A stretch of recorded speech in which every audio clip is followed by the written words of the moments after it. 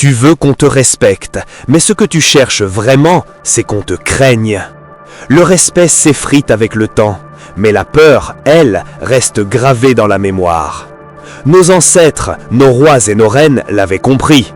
Dans un monde rempli de faux frères, d'ennemis silencieux et de compétiteurs prêts à t'écraser, celui qui veut dominer doit connaître les règles cachées du pouvoir.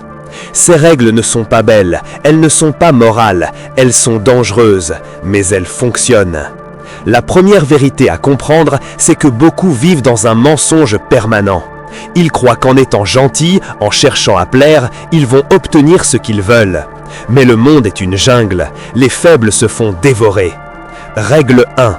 Ne montre jamais tes intentions réelles. Un homme qui révèle ses plans est déjà vulnérable.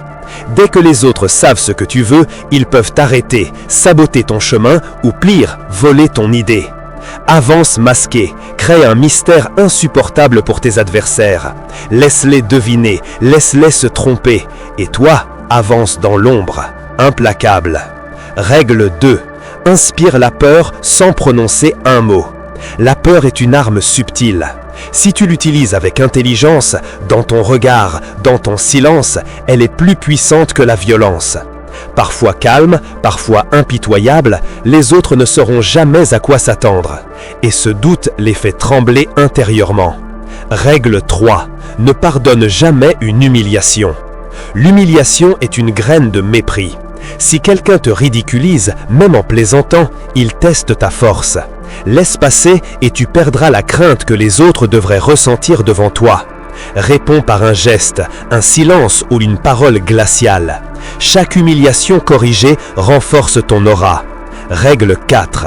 Ne sois jamais accessible à tous. La rareté crée le pouvoir. L'homme qu'on peut attendre à tout moment perd sa valeur. Sois rare, sois précieux. Quand tu entres dans une pièce, que les regards se tournent, que ton absence ait créé un vide, alors tu es puissant. Règle 5. Utilise la cruauté avec intelligence. La cruauté ne signifie pas violence gratuite.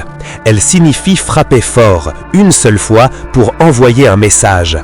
Un dirigeant qui punit rarement, mais durement, inspire plus de respect qu'un tyran faible et fréquent. La peur générée protège ton autorité. Règle 5. Tu n'as même plus besoin d'être là, ta présence inspire la crainte.